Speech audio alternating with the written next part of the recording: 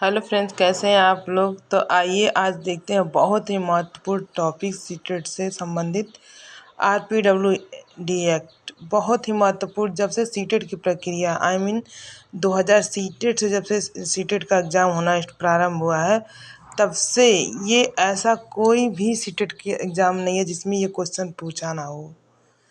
दोनों शिफ्ट में, first paper में भी सेकंड पेपर में भी, दोनों शिफ्ट में ये आरपीडब्ल्यूडी एक्ट पूछता ही पूछता है। इसमें दिव्यांगजन अधिकार कानून, जो दिव्यांग बच्चे होते हैं उनके लिए अधिकार कानून, उनकी शिक्षा, उनकी रहन सहन का व्यवस्था का इसमें दर्शाया गया है। आरपीडब्ल्यूडी एक्ट, इसको अगर आप लोग पढ़ लेते हैं तो 2 नंबर पक्का है, क्योंकि हम कोई इस वीडियो में कोई अलग से कोई टॉपिक नहीं डाले, वही डाले हैं जो सीटेट में आना ही आना निश्चित है। तो आप लोग ध्यान से इसको समझते चलिएगा। देखिए, आरपीडब्ल्यूडी एक्ट मतलब इसका पूरा नाम है right of person with disability act 2016। अब पीडब्ल्यूडी एक्ट 1995 के स्थान पर पीडब्ल्यूडी एक्ट 2016 कर दिया गया। मतलब पहले आरपीडब्ल्यूडी एक्ट 1995 के स्थान पर पीडब्ल्यूडी एक्ट 2016 लाया गया। पीडब्ल्यूडी एक्ट 2016 में पीडब्ल्यूडी एक्ट 1995 में मौजूद विकलांगता के 7 प्रकारों से बढ़ाकर 21 प्रकारों की कर दिया गया है। मोस्ट इम्पॉर्टेंट दोस्तों, जैसे कि देखिए, पहले 1995 जब पीडब्ल्यूडी एक्ट आया था तो उसमें केवल 7 प्रकार की विकलांगता दर्शाई गई थी, लेकिन जब 2016 में उसको लाया गया दोबारा तो 21 प्रकार की विकलांगता उसमें दर्शा दिया गया है। बहुत ही महत्वपूर्ण दोस्तों, ये क्वेश्चन बार बार सीटेट पूछता है कि आरपीडब्ल्यूडी एक्ट में से कितने प्रकार की विकलांगता को बढ़ाकर कितना प्रकार कर दिया गया है। तो 7 प्रकार से बढ़ाकर 21 प्रकार तक कर दिया गया है। बहुत ही महत्वपूर्ण है आप लोगों के लिए।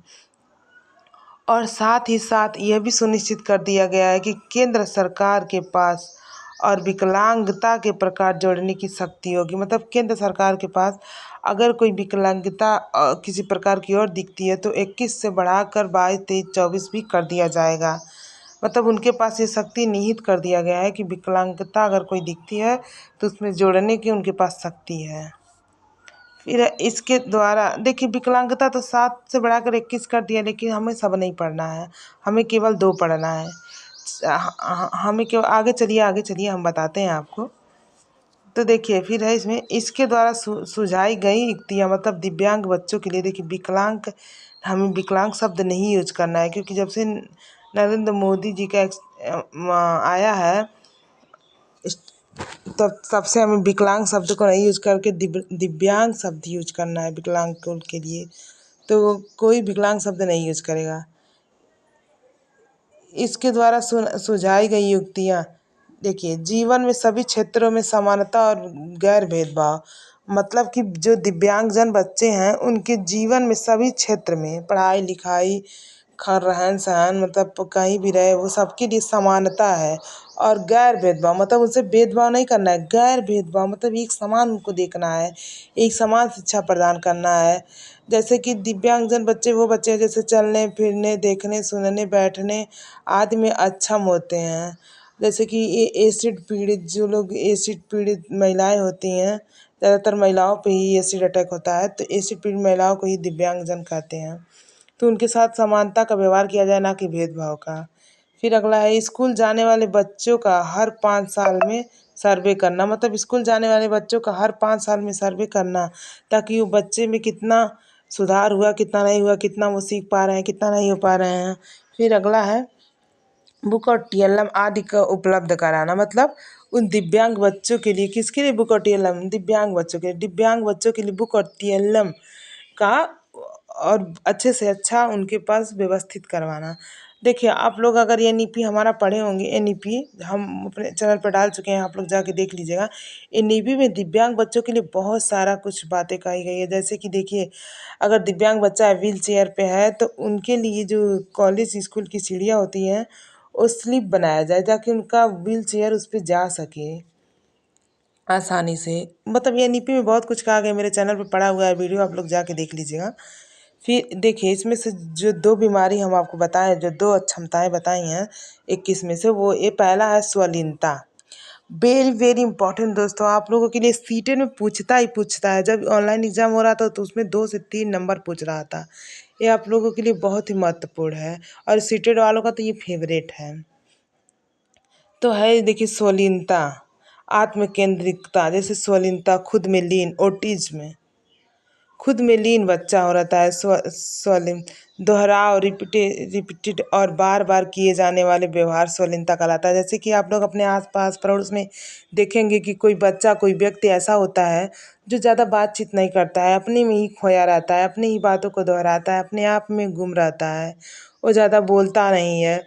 जैसे कि ये दिव्यांगता सामाजिक संचार, सोशल कम्युनिकेशन में चुनौतियाँ का कारण बनता है। जैसे कि मान लीजिए जो बच्चा ज़्यादा बोलता नहीं है, ज़्यादा समाज से मिलता जुलता नहीं है, उनको समाज से अपनी संचार, अपनी बातों को कहने में उनको बहुत सारी दिक्कतें उत्पन्न होती है। वो अपनी बातों को सही से नहीं कह पाता है, तो वही होता है स्वलीनता। मतलब जो बच्चा खुद में ही लीन होता है, इसे स्वलीनता कहते हैं। फिर अगला है दूसरी अक्षमता है गामक या गतिमान अक्षमता। ये अक्षमता ऐसी अक्षमता होती है जो जिसके मसल्स, जिसके चलना उठना बैठने में दिक्कत हो, जिसकी मसल्स काम ना करे। जैसे कि मान लीजिए कोई बच्चा अगर गेंद फेंक रहा है तो गेंद सही से ना पकड़ पाए, तो वही होता है गामक या गतिमान अक्षमता। देखिए यह क्षमता शारीरिक अक्षमता या मसल्स का सही तरीके से नहीं चलना संबंधित होता है। बहुत ही महत्वपूर्ण है, ये भी सीटेट में बार बार पूछा गया क्वेश्चन है। तो गामक पूछता है, गामक या गतिमान अक्षमता क्या होता है? तो जो बच्चा चलने में, कूदने में, पकड़ने में, बैठने में दिक्कत होता है, उसको गामक गतिमान अक्षमता कहते हैं। जैसे कि मान लीजिए कोई बच्चा है, वो चल नहीं पा रहा है, कूद नहीं पा रहा है, हाथ में कोई वस्तु नहीं, जैसे उसको पेन पकड़ा है तो सही ढंग से पेन नहीं पकड़ पा रहा है, तो इसको कहते हैं गामक या गतिमान अक्षमता। तो आई होप आप लोग को वीडियो पसंद आया होगा, और ऐसे ही वीडियो पाने के लिए चैनल को सब्सक्राइब कर लीजिएगा। Thank you.